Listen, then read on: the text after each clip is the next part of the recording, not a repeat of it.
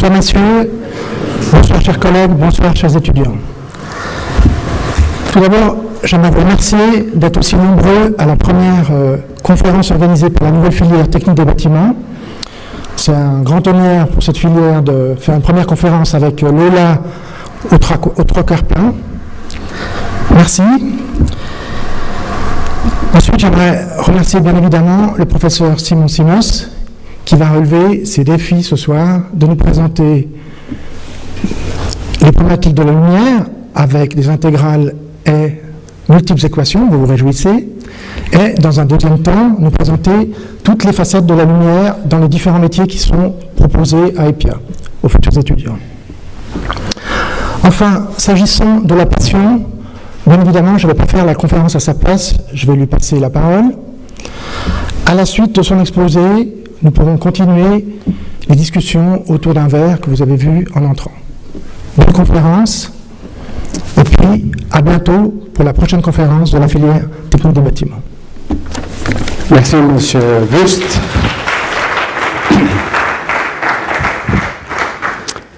Avant de commencer cette conférence, j'aimerais remercier M.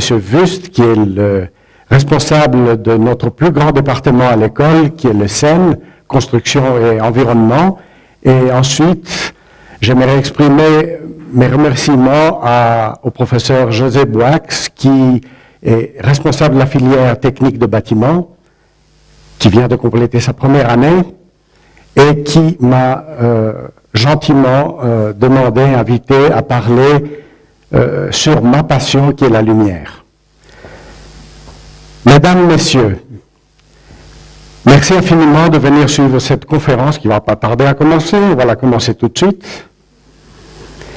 J'aimerais vous inviter à m'accompagner à une promenade d'environ 1 heure, pendant laquelle nous survolerons des sujets en rapport avec la lumière naturelle ou artificielle, des œuvres d'artistes, des plasticiens, des constructions d'architectes, des phénomènes naturels et autres sujets qui m'ont inspiré et ont fasciné ma manière de travailler l'espace avec la lumière.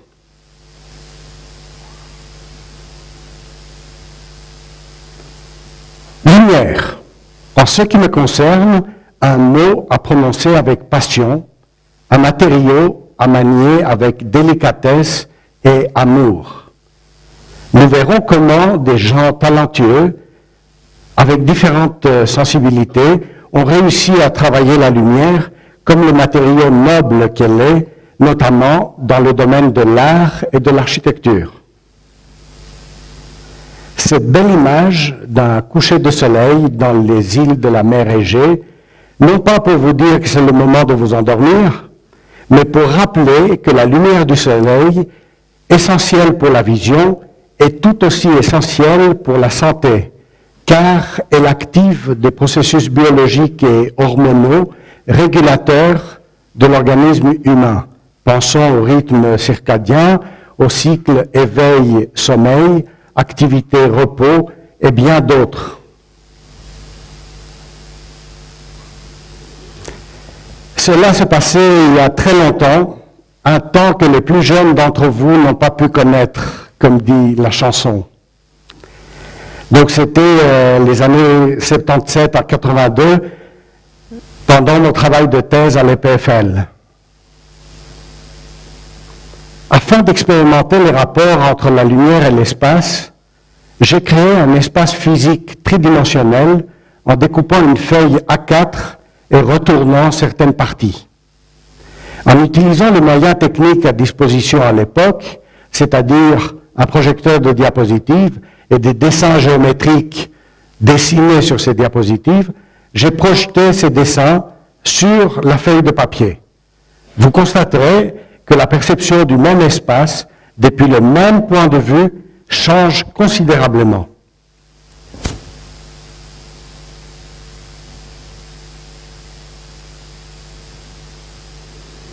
Et si je reviens une fois encore en arrière, comme ça vous pouvez voir plus vite ce que cela donne, l'espace effectivement change pas mal.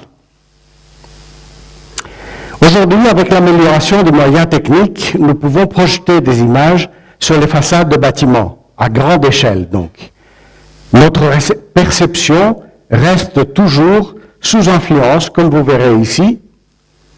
Pendant la fête des Lumières à Lyon, notre perception et compréhension spatiale de la façade de ce bâtiment classique, qui est la gare de Saint-Paul à Lyon, n'est en tout cas pas celle du jour. Notre cerveau et notre esprit peuvent créer une nouvelle réalité. Est-ce que notre cerveau nous joue des tours? Où sont les limites exactes dans l'espace, dans cet espace créé par l'artiste californien James Turrell? Est-ce un corps lumineux flottant dans l'espace ou des ouvertures dans deux murs?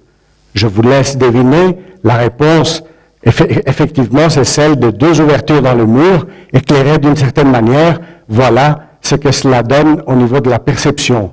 C'est une œuvre qui date de 1968 de James Turrell. Op art, optical art ou art optique. Mouvement artistique dans les années 60 qui exploite les illusions et les jeux d'optique. Œuvre de Alberto Biasi, Piccolo Gocce, j'espère que pour les Italiens je prononce ça correctement. Œuvre de 1962. Les œuvres de Op Art sont essentiellement abstraites et géométriques.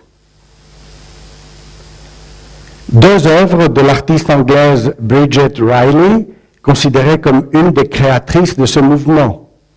Contrairement aux œuvres cinétiques qui comprennent des parties mobiles, les œuvres de Op Art restent strictement virtuelles,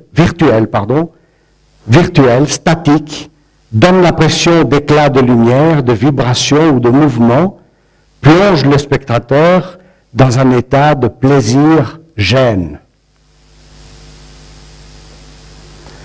Carlos Cruz Diez, l'artiste vénézuélien, a exploré d'abord dans son pays dans les années 50, ensuite à partir de 1960 à Paris, où il s'est établi, les relations entre couleurs, lumière et espace et leurs effets au niveau de la perception comme expérience sensorielle du spectateur.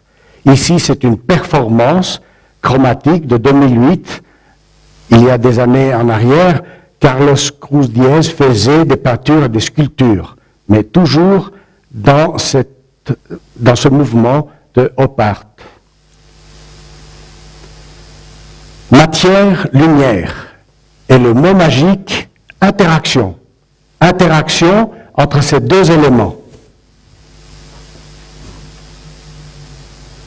Le verre est un matériau par excellence entraînant une interaction, un dialogue permanent avec la lumière. Les artistes le travaillent dans sa masse, son épaisseur, parfois en injectant de la couleur, parfois avec des traitements qui rendent la surface ou partie de celle-ci texturée, translucide et même parfois opaque.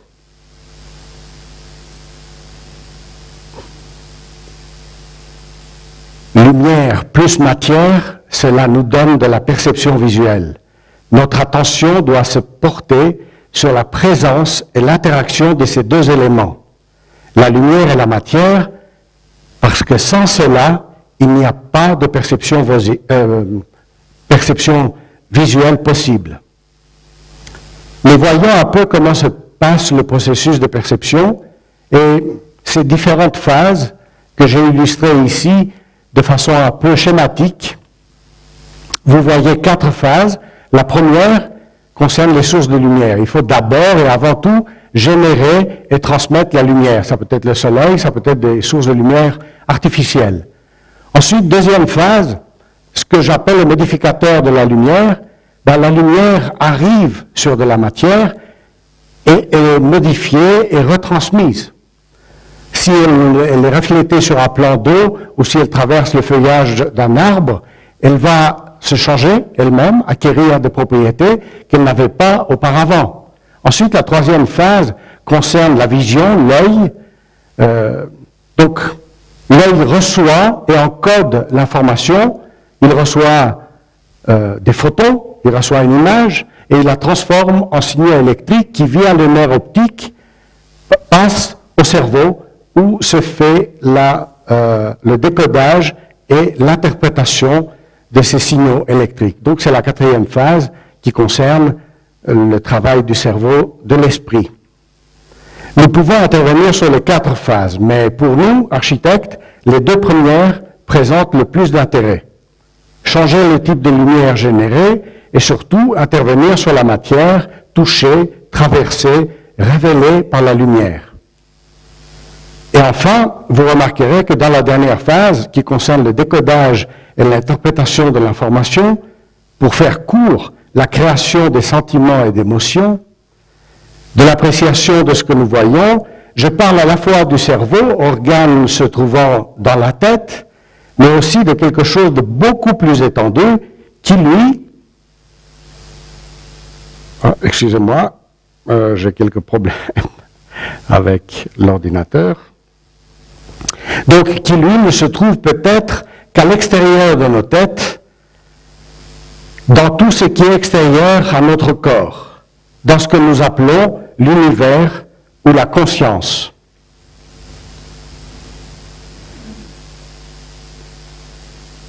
Lumière d'une part, matière d'autre part. Nous pouvons voir les caractéristiques de la lumière ainsi que les caractéristiques de la matière. Pour la lumière, on peut changer sa direction, sa quantité, sa couleur, donc sa composition spectrale, pour parler un peu de manière un peu plus précise, sa forme, le faisceau de la lumière, ou bien l'aspect dynamique de la lumière. On peut imprimer un mouvement à la lumière. Et puis éventuellement l'acquisition d'autres propriétés en traversant un matériau translucide, par exemple. La matière, on peut choisir le matériau, la couleur, la texture, la forme, le poids, et aussi acquisition d'autres propriétés en fonction de son environnement, en passant par exemple de l'état solide à l'état liquide. Interaction, les liens magiques entre lumière et matière. Esprit et conscience. Alors, les récentes recherches suggèrent que notre système de croyance crée la réalité que nous vivons. J'utilise exprès le terme belief system pour bien mentionner qu'il ne faut pas confondre système de croyance avec croyance religieuse. Certaines approches de la physique quantique nous montrent que toute information, pensée ou action est communiquée instantanément dans l'univers sans tenir compte ni du temps ni de la distance. Et finalement, les notions du temps et de la distance ne sont qu'illusions. Quand on travaille le matériau lumière, il faut tenir compte d'un certain nombre de paramètres, surtout si vous travaillez la lumière et l'architecture. Ces paramètres qui sont importants sont le rythme, la répétition, les formes géométriques, l'échelle, les proportions, la densité, l'environnement immédiat, les conditions lumineuses. Tous ces paramètres sont importants pour chaque projet de mise en lumière, certainement à des degrés d'importance différents. Apprécier un espace tridimensionnel et le mettre en scène, créer des zones de lumière et surtout des zones d'ombre. Illusion d'optique. L'illusion optique trompe le système de perception depuis l'œil jusqu'au cerveau et aboutit à une perception déformée de la réalité. Regardez cette image, qui est une image fixe, mais qui donne l'impression du mouvement. Regardez bien au centre, si vous regardez quelques secondes, vous verrez qu'il y a un effet de mouvement. Vous avez l'impression, au monde, d'un effet de mouvement. Essayez de compter les points noirs. Vous verrez que leur nombre varie simultanément à l'apparition de points blancs. Ah, il y a des fois où on ne devrait pas croire notre cerveau. Yaakov Agam, artiste israélien, ces tableaux sont fréquemment construits à partir des prismes triangulaires dont une face est fixée sur la surface plane de la toile et dont les deux autres sont peintes de motifs géométriques qui produisent des effets visuels différents selon l'angle sous lequel ces éléments sont vus. L'effet visuel est obtenu par le déplacement du spectateur par rapport à l'œuvre. L'artiste Anthony McCall réalise ces sculptures immatérielles où le spectateur expérimente cette présence tridimensionnelle impliquant les notions du mouvement, du temps et de l'espace. Il utilise pour cela des projecteurs et des machines à brouillard artificielles. Comme ici, cette œuvre qui a été présentée à Berlin en 2012, qui s'appelle 5 Minutes of Pure Sculpture. Les artistes cinétiques proposent des œuvres qui contiennent des parties en mouvement. Le mouvement peut être produit par le vent, le soleil, un moteur ou le spectateur. Obstruction, une œuvre réalisée par l'artiste hongrois Man Ray en 1920. Une arborescence de cintres suspendus les uns aux autres, assemblage en perpétuel mouvement et potentiellement extensible à l'infini. Remarquez aussi les ombres projetées au plafond. Comme cette sculpture mobile de Calder, datant de 1957, est destinée à JFK à New York, à l'aéroport, donc JFK. Quand les parties colorées métalliques bougent, les reflets de la lumière changent. Pensez au même phénomène avec le feuillage des arbres. Conrad Shawcross, artiste intéressé par les sciences et la philosophie, leur interdépendance et l'allégorie de leur interprétation. L'utilisation de la lumière est apparue dans son œuvre à partir de 2003. Dans cette œuvre, Slow Arc Inside a Cube, une petite lampe halogène au bout d'un bras articulé décrit une trajectoire elliptique,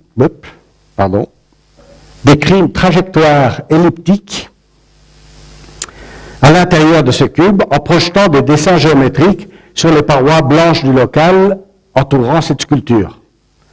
C'est comme deviner la forme d'un arbre en regardant seulement son ombre projetée. Cette œuvre n'est pas sans rappeler l'allégorie de la caverne de Platon, dans laquelle les hommes enchaînés qui n'ont jamais vu la lumière du jour n'ont que la connaissance dérivée des ombres créées par un feu placé derrière eux. La caverne symbolise le monde sensible où les hommes pensent accéder à la vérité par leur sens. Mais cette vie ne serait qu'illusion. L'acquisition de connaissances plus profondes nécessite du travail, des efforts pour apprendre et comprendre. Sculpture lumineuse. Une œuvre de 1995 en tube néon et plexiglas de Krissa, artiste gréco-américaine qui a beaucoup travaillé avec la lumière artificielle en exploitant les notions de répétition, de rythme. 1965. 2006. Brigitte Covans a commencé à utiliser la lumière dans son art au milieu des années 80. Et depuis lors, elle explore les relations entre espace, langage et temps. Dan Flavin. Dan Flavin a utilisé la lumière provenant des tubes fluorescents dans son travail depuis le commencement de sa carrière en 1963 jusqu'à sa mort en 1996. Ses premières œuvres étaient destinées à être accrochées sur un mur comme une peinture. Plus tard, il a exploré les rapports d'interaction avec l'espace et le mouvement des spectateurs autour de ces sculptures lumineuses. Syl Floyer, avec cette œuvre Freu de 1997, Syl Floyer s'est exprimé ainsi à propos de son œuvre. Manifestant, la notion d'incertitude dans l'art. Comme ici, où cette tache de peinture au sol est produite par un gobo utilisé par ce projecteur de théâtre. Ou comme l'artiste François Morellet, qui dans les années 60 a commencé à explorer les possibilités offertes par le néon en relation avec l'optique, le rythme de variation et les interférences arbitraires de ces éléments. Nancy Holt, Halls of Light, 1973, une pionnière dans l'art d'environnement ou l'art environnemental aux USA. Pour cette œuvre, un projecteur projette au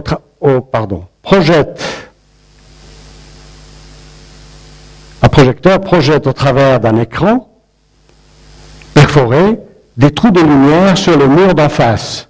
Le phénomène dynamique se passe une fois venant donc de gauche et une fois la lumière provenant du côté droit. Il y a un projecteur quelque part ici qui donc inverse l'effet. Et ceci se passe en alternance. Sam Tunnell, son nom explique le but de son travail. Nancy Holt a beaucoup travaillé avec la position de la Terre par rapport au Soleil, comme ici dans le désert du Mojave, où les traces lumineuses à l'intérieur de cylindres en béton varient tout au long de la journée avec le mouvement de la Terre par rapport au Soleil, ou selon le mouvement du Soleil, comme nous on le perçoit depuis la Terre. J'imagine que vous n'avez pas le sentiment de tourner en ce moment. Et pourtant, on tourne.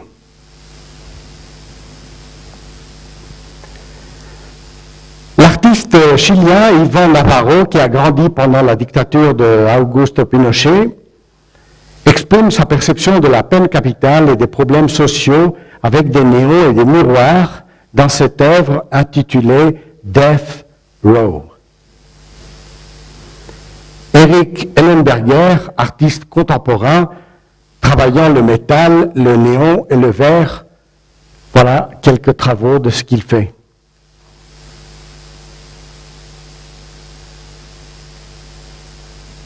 Tadao Ando, Oscar Niemeyer, Louis Kahn, Le Corbusier.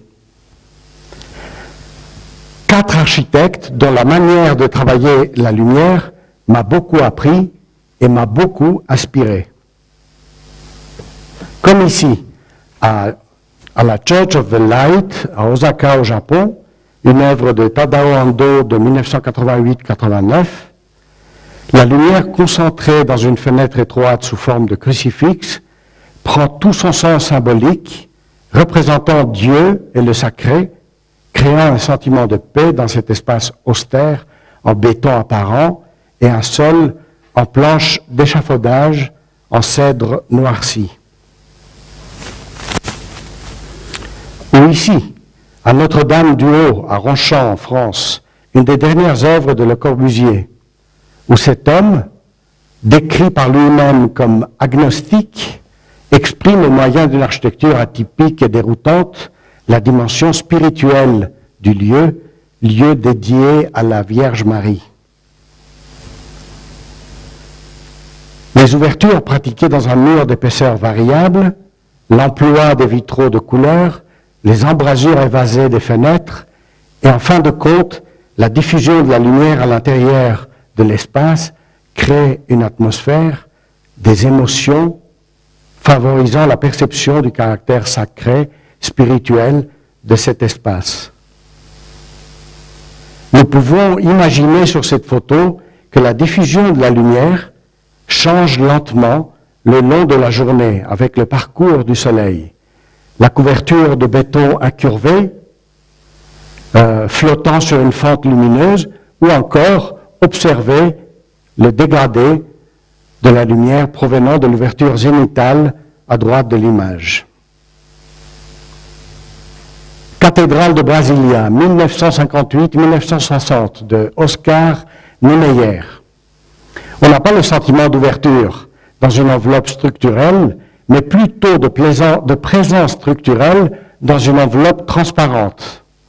La forme de l'espace, l'emplacement des parties opaques et des parties transparentes, l'emploi des vitraux modifient la lumière ainsi que la couleur des ombres au sol.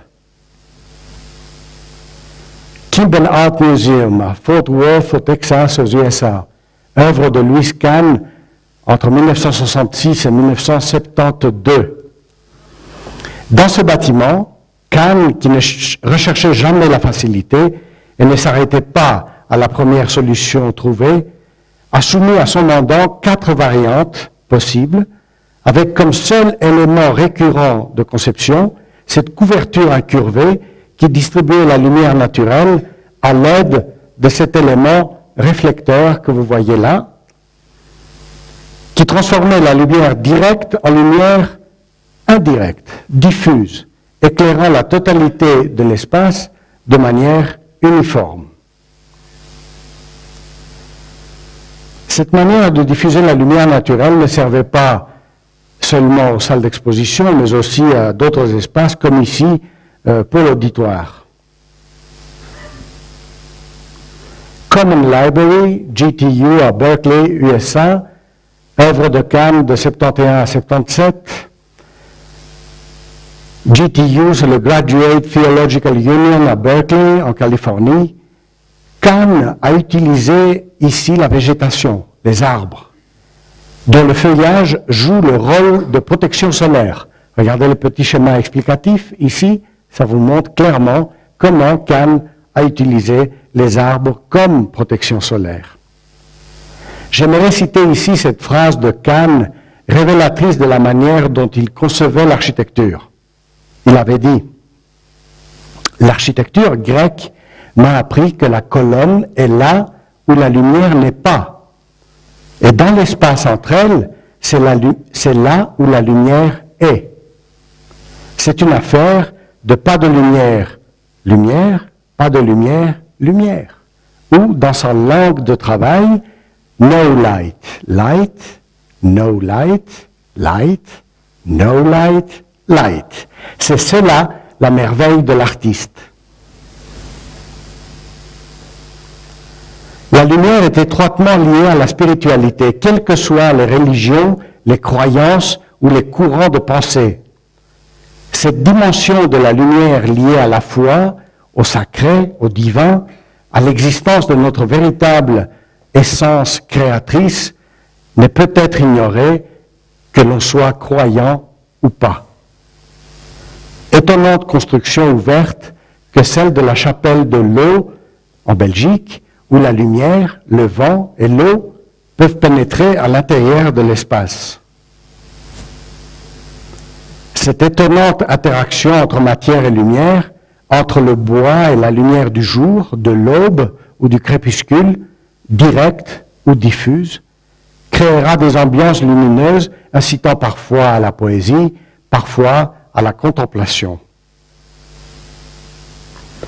J'aimerais vous montrer 2 projets de mise en lumière que j'ai réalisés en 2006 au Caire, en Égypte, les mosquées Sultan Hassan et El Rifai, et en 2011, le siège social de Allen Norway, une firme d'avocats, à Paris, en France.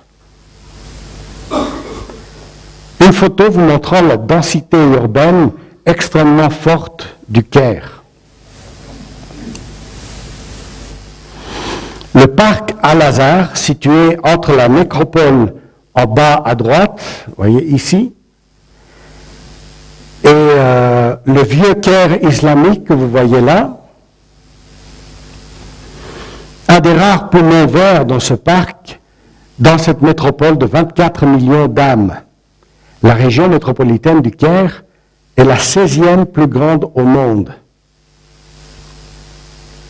Le complexe de Hayarbek, au premier plan, et au fond, les mosquées Sultan Hassan et El Rifai.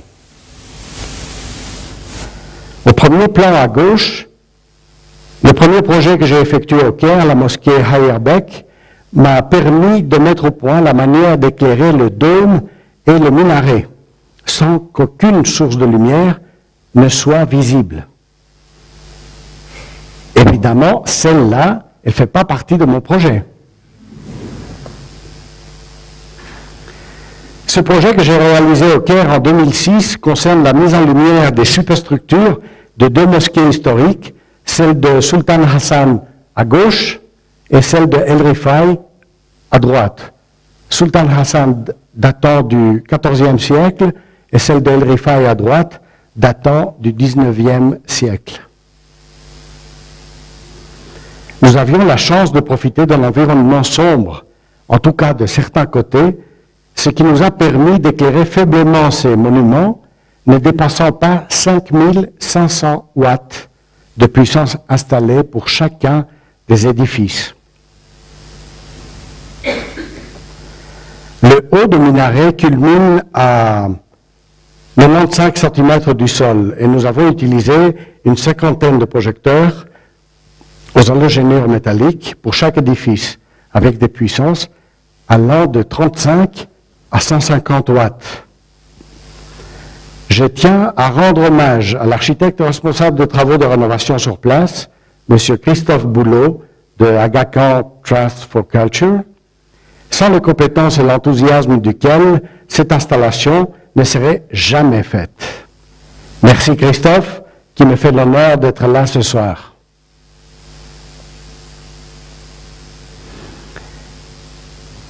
Bien, l'autre projet datant de 2011, siège social du bureau d'avocats Allen & Overy à Paris, au 52 avenue Hoche, près de l'Arc de Triomphe. Une des rares nouvelles constructions dans ce périmètre. Le 8e étage que vous voyez là, dont vous voyez le plan, est entièrement dédié aux salles de réunion où les avocats de cette firme internationale reçoivent leurs clients. Des lignes de LED blanches. Non, avant de vous parler des lignes, je vous dirais que les parois de ces salles, entièrement rétractables, sont en verre, soit en verre fumé, soit en cuir tendu foncé, et le sol en parquet presque noir. Ce n'est pas vraiment une bénédiction pour un éclairagiste, tout cela. Des lignes de LED blanches encastrées au sol traversent tout le plan ainsi que les terrasses, et aussi se prolonge, on le voit, au jardin du rez-de-chaussée. C'était donc le concept élaboré avec les architectes afin que ces dessins puissent être vus partiellement pendant l'utilisation quotidienne et certaines fois dans l'année où ils font des réceptions, eh bien, les parois rétractables ne sont plus visibles, tout l'espace est ouvert et on voit le dessin entier des LED au sol. Voici la réception du 8e étage. Cet espace de distribution est entièrement éclairé en LED. Les corniches de seulement 5 cm au plafond sont aussi en LED et tous les dispositifs lumière sont régulables. Alors pour mes collègues architectes qui assistent à cette présentation, eh bien, j'aimerais leur dire que la corniche lumineuse a commencé par avoir 15 cm de vide pour pouvoir mettre la lumière et on a fini par 5 cm parce que, évidemment, les architectes ont découvert tout à la fin du projet qu'ils n'avaient plus suffisamment de place, ils n'avaient pas suffisamment d'auteur, donc il a fallu trouver en catastrophe une solution avec 5 cm de profond, ce qui est très très peu. Prolongement des lignes lumineuses sur les terrasses, effet lumière similaire, mais évidemment produits et technologies différentes, avec un indice de protection IP78, ce qui nous permet de les mettre à l'extérieur, et c'est tout à fait une autre construction que celle à l'intérieur. L'effet de dédoublement des lignes est plaisant, un peu déconcertant au premier abord. La puissance du système d'éclairage est actuellement réglée à 22% seulement de sa puissance. Les lignes lumineuses au sol traversent les salles de conférence et peuvent être coupées en cas de projection avec la télécommande portable, laquelle commande, store et éclairage. Des luminaires fluorescents régulables, directs indirect, ici, assure l'éclairage de la table de conférence.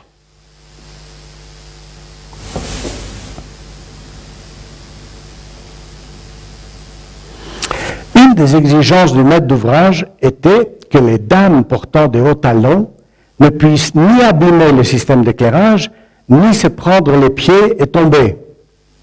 Et je vous assure, ce n'est pas des contraintes faciles.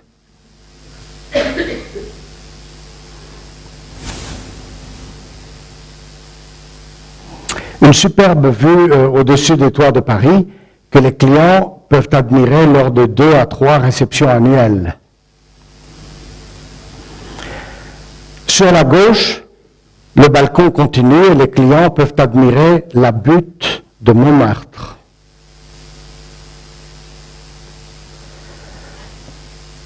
Afin que les dames ne puissent pas abîmer avec leurs hauts talons le système de LED au sol, les sources LED ont été noyées dans 2 couches de polyuréthane de densités différentes en les rendant complètement étanches.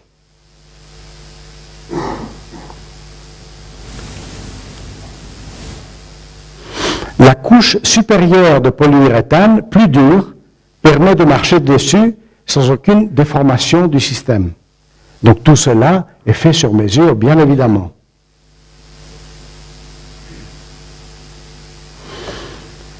Vous avez à gauche le même espace de circulation avec la puissance actuelle de 22% qui est actuellement utilisée et à droite éclairé à 100%. Le jardin vu du 8e étage.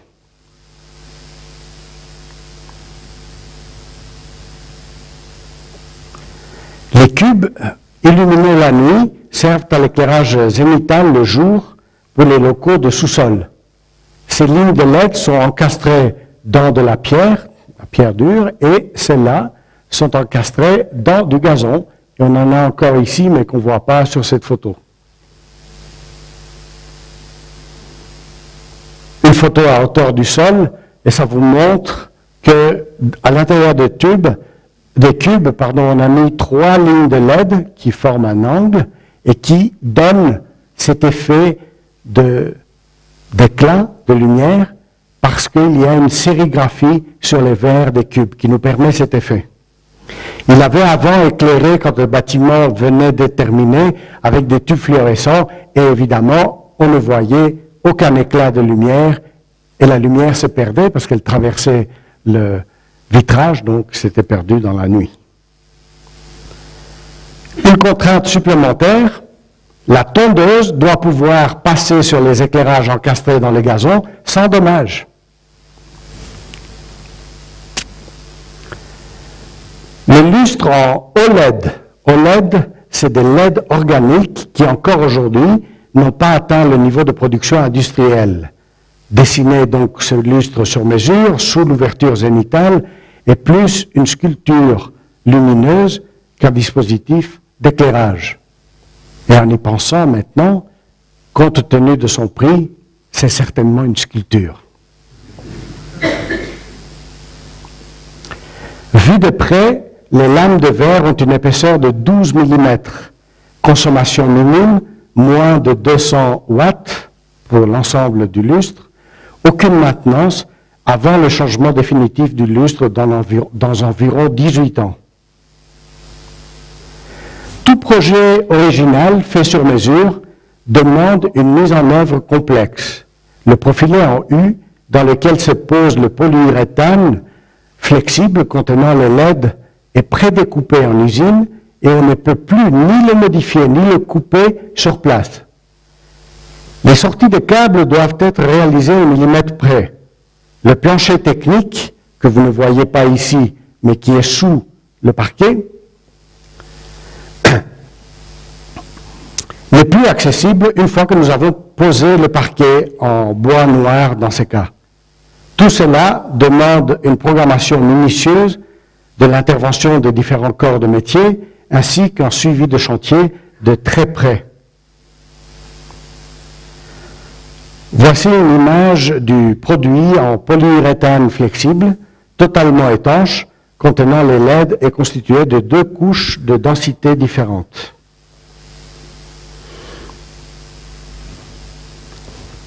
La nature est source d'inspiration pour beaucoup de choses, mais spécialement pour la beauté liée à la lumière. Antelope Canyon, en Arizona, aux États-Unis, le grès est une roche sédimentaire. La faille a été creusée par le passage de l'eau. Elle est riche en fer, ce qui lui confère des couleurs orangées. L'interaction entre la roche et la lumière varie au cours de la journée suivant la course du soleil et le flux lumineux, c'est-à-dire la quantité de lumière. La lumière arrive de manière zénitale, plus ou moins verticalement donc, par la faille présente à la surface du sol. Grâce à cette lumière, le relief est très marqué et les volumes sont facilement identifiables. Bioluminescence. Certains micro-organismes de la famille du phytoplancton, équivalents à des algues unicellulaires, sont capables de bioluminescence quand leur membrane cellulaire est stimulée mécaniquement. Quand ils sont remués par les vagues ou par les courants marins, ils réagissent avec l'oxygène et produisent cette réaction bioluminescente, d'où ces belles images prises à San Diego en 2011. Certains minéraux peuvent naturellement émettre de la lumière, pas beaucoup, mais elles émettent de la lumière.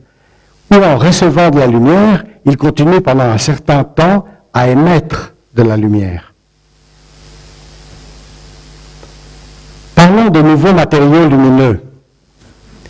Ici, le 7 au World Trade Center à New York City, mur interactif par rapport au trafic des piétons qui passent devant le bâtiment.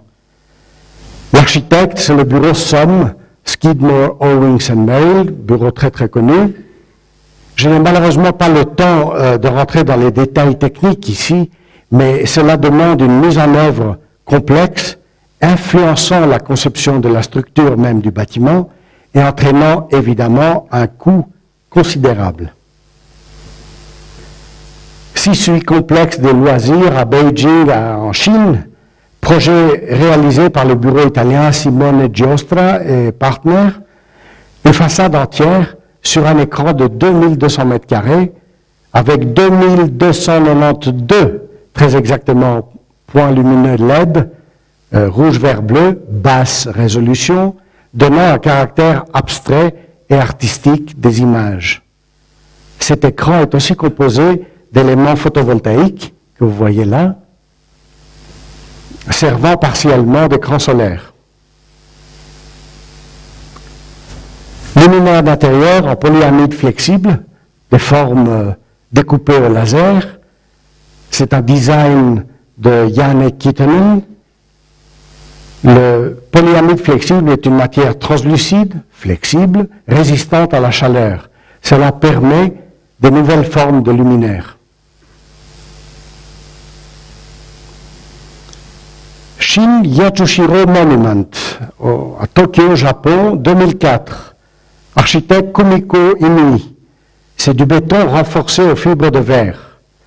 Les multiples ouvertures placées de manière aléatoire n'altèrent en rien la stabilité de l'ouvrage, mais elles peuvent générer une étonnante diffusion de la lumière. Panneaux découpés par des machines à commande numérique CNC, dont l'image apparaît selon la direction de la lumière, réalisée dans différentes matières comme le plastique, le tissu, le cuir, le carton, le verre, découpée par des machines à commande numérique CNC et placée d'une certaine manière comme le montre la photo en haut à droite. Vous voyez ici le petit point relevé d'une certaine façon. L'image ne devient visible que quand la lumière frappe le tableau avec un certain angle. Vous la regardez de n'importe quel autre angle, vous ne voyez pas du tout cette figure-là. Comment réussir à faire passer la lumière au travers d'un matériau réputé des plus opaques, le béton avec des fibres optiques, œuvre de Kengo Kuma ou réalisation de Kengo Kuma et Associates à Tokyo en 2009. ou bien comment le béton est devenu translucide. Un très bel arc en ciel artificiel sur une très fine pellicule de vapeur d'eau, œuvre de l'artiste Olafur Eliasson. Et pour clore cette conférence, je vous présente cette image prise par le télescope spatial Hubble. J'ignore ce que c'est, mais je l'ai trouvée très belle. Un grand merci pour votre attention.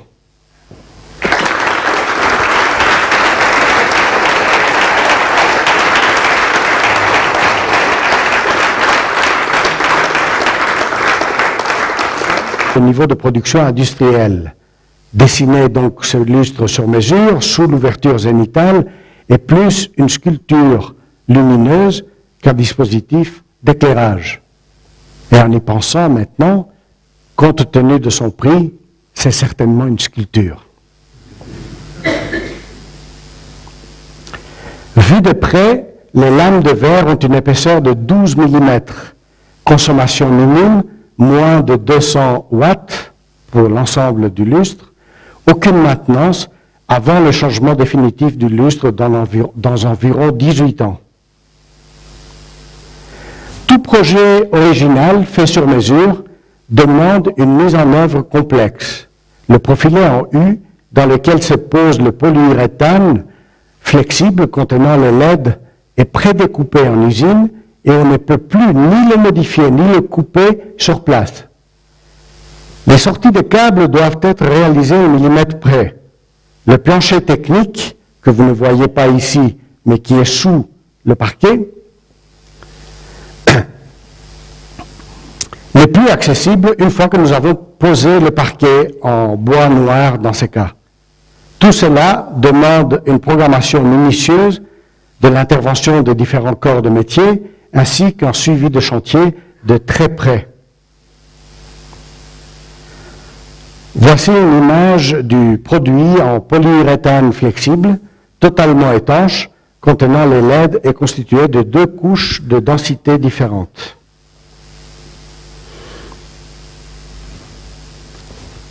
La nature est source d'inspiration pour beaucoup de choses, mais spécialement pour la beauté liée à la lumière. Antelope Canyon, en Arizona, aux États-Unis, le grès est une roche sédimentaire. La faille a été creusée par le passage de l'eau. Elle est riche en fer, ce qui lui confère des couleurs orangées.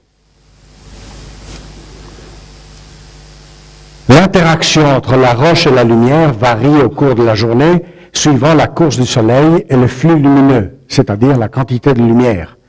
La lumière arrive de manière zénithale, plus ou moins verticalement donc, par la faille présente à la surface du sol.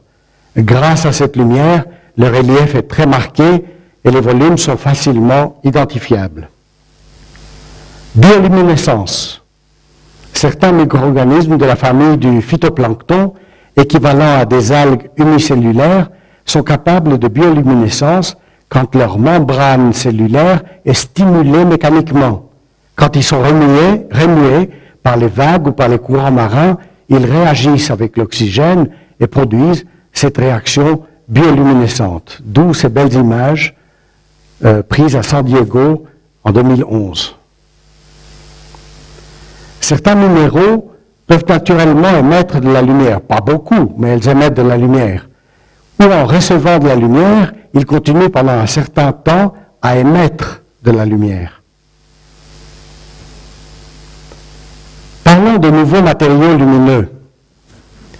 Ici, le 7 au World Trade Center à New York City, mur interactif par rapport au trafic des piétons qui passent devant le bâtiment.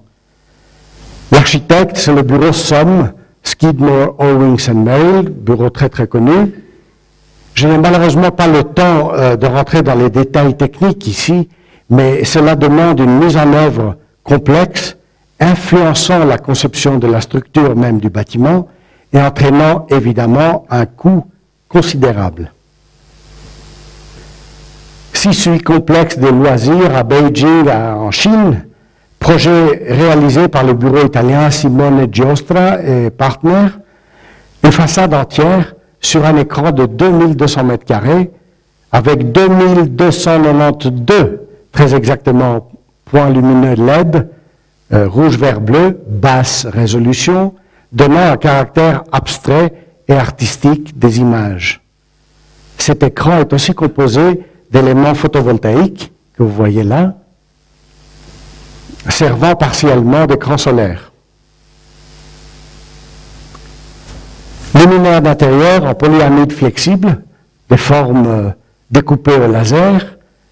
C'est un design de Janne Kittonen. Le polyamide flexible est une matière translucide, flexible, résistante à la chaleur. Cela permet de nouvelles formes de luminaires. Shin Yatsushiro Monument, à Tokyo, Japon, 2004. Architecte Kumiko Inui. C'est du béton renforcé aux fibres de verre. Les multiples ouvertures placées de manière aléatoire n'altèrent en rien la stabilité de l'ouvrage, mais elles peuvent générer une étonnante diffusion de la lumière. Panneaux découpés par des machines à commande numérique CNC, dont l'image apparaît selon la direction de la lumière, réalisée dans différentes matières comme le plastique, le tissu, le cuir, le carton, le verre, découpée par des machines à commande numérique CNC, placée d'une certaine manière comme le montre la photo en haut à droite. Vous voyez ici le petit point relevé d'une certaine façon. L'image ne devient visible que quand la lumière frappe le tableau avec un certain angle. Vous la regardez de n'importe quel autre angle, vous ne voyez pas du tout cette figure-là. Comment réussir à faire passer la lumière au travers d'un matériau réputé des plus opaques, le béton avec des fibres optiques, œuvre de Kengo Kuma ou réalisation de Kengo Kuma et Associates à Tokyo en 2009, ou bien comment le béton est devenu translucide. Un très bel arc en ciel artificiel sur une très fine pellicule de vapeur d'eau, œuvre de l'artiste Olafur Eliasson. Et pour clore cette conférence, je vous présente cette image prise par le télescope spatial Hubble. J'ignore ce que c'est, mais je l'ai trouvée très belle. Un grand merci pour votre attention.